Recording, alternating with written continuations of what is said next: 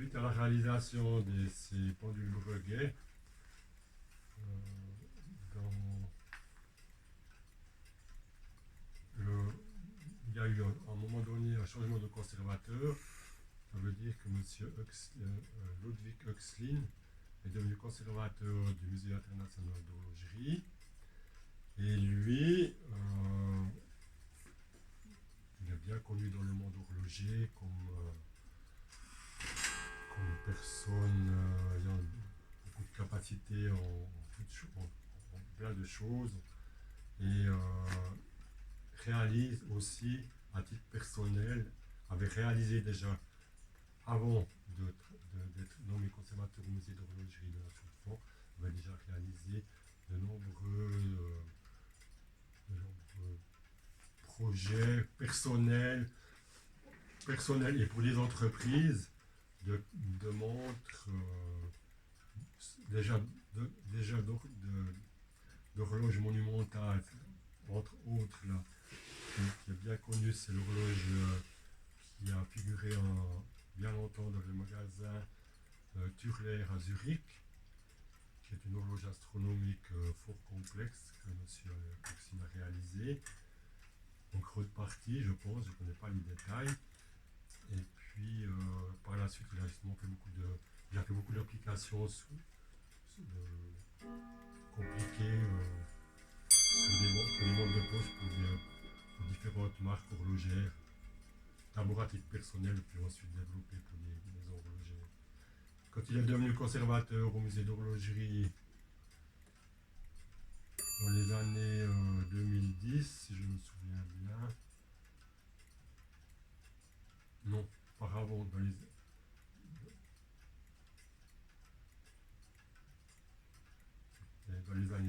les années 2000, il est devenu conservateur du musée d'horlogerie, personne internationale d'horlogerie, et puis petit à petit, il a aussi regardé forcément ce qui l'intéressait, c'était les collections du musée. Mais ce qui l'intéressait aussi principalement, c'était l'atelier de restauration, puisque lui, comprenant fort bien tout ce qui est mécanique, on est venu à des discussions entre nous deux artisans de l'atelier de restauration et lui-même, et il en est ressorti que M. Oxlin a dit, écoutez, ça fait maintenant bien des années que vous faites des travaux de restauration pour des pendules neuchâteloises, françaises, de toute époque, mais par rapport à vos capacités et vos connaissances, vous devriez, on devrait partir dans une gamme de restauration d'objets plus élevés, plus complexes, plus élevés. Puis voilà, gentiment, de fil en aiguille, on a aussi dit oui, pourquoi peut-être. Au début, moi personnellement, j'étais un peu réticent parce que voilà, on n'a pas été habitué à restaurer des pièces astronomiques ou de grande envergure. Donc ça fait quelque part un petit peu peur hein, quand même. Première réaction. Et puis nous avons aussi dit, mon collègue et moi-même, oui, pourquoi pas, mais il faut aussi les trouver ces pièces-là. C'est une clientèle quand même particulière qu'on n'a pas forcément facilement accès. Et M. Oxin a dit que pour cela, ce n'était pas forcément un problème parce que lui, dans ses connaissances et tout, il avait des ouvertures et des idées pour restaurer des pièces justement plus complexes que ce que l'on faisait jusqu'à présent. Jusqu'au jour où il nous a communiqué qu'on allait recevoir dans les prochains temps une horloge astronomique, plus ou moins en pièces détachées dans des caisses, qui avait une horloge qui avait été réalisée par un horloger français qui s'appelle De Touche. Et cette horloge, elle avait été réalisée pour une exposition universelle à Paris dans les années 1850, si je me souviens bien, et sous forme d'horloge monumentale. Quand on dit monumentale, elle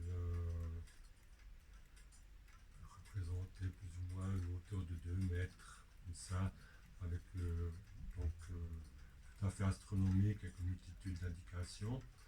Et cette horloge, on ne connaît pas tout le parcours de sa vie, mais après l'exposition universelle, ben, il faut la passer dans diverses mains pour un jour finir dans la devanture d'un magasin de Paris, sur une rue connue que je ne me souviens pas le nom.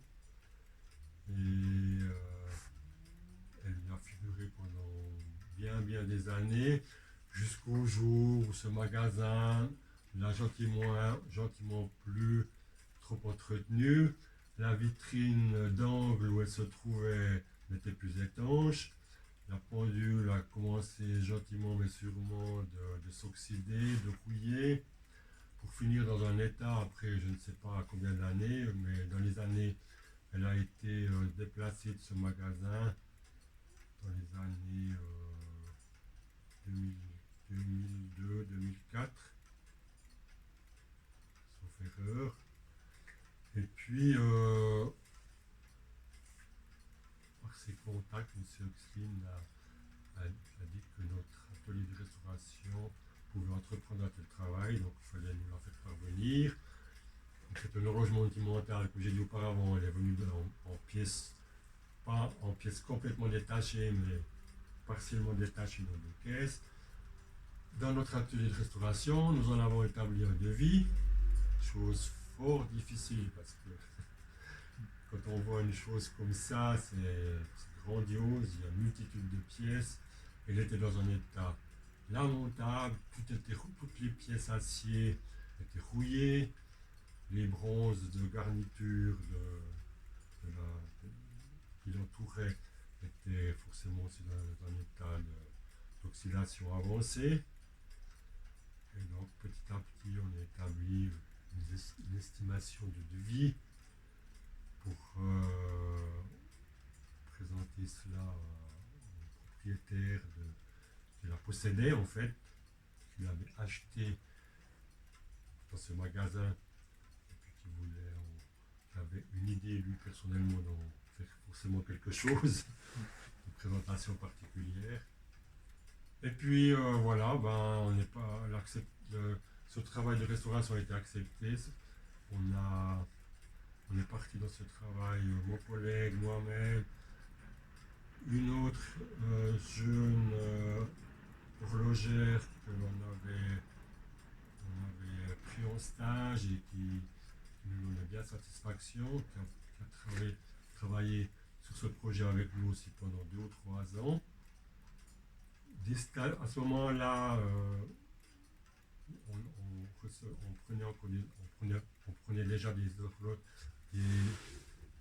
des stagiaires horlogers de la formation de techniciens du LOC pour des périodes de 6 mois. Donc on a travaillé pendant plusieurs années, je ne sais plus précisément maintenant, mais je pense bien pendant 3 années à plusieurs personnes sur cette grande pendule astronomique.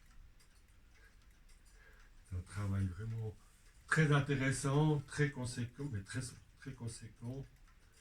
Et on a aussi dû laisser réaliser certaines pièces à l'extérieur qui étaient tellement rouillées qu'on ne pouvait pas les sauver, où on a pu quand même utiliser pour certains ressorts, des choses comme ça, de quadrature, de fonctionnement.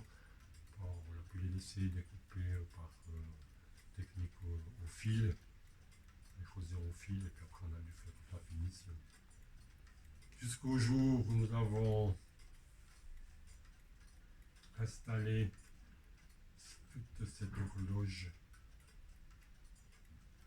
dans un espace horloger d'une grande maison horlogère, dans une maison réputée horlogère à Genève, qui est celle de M.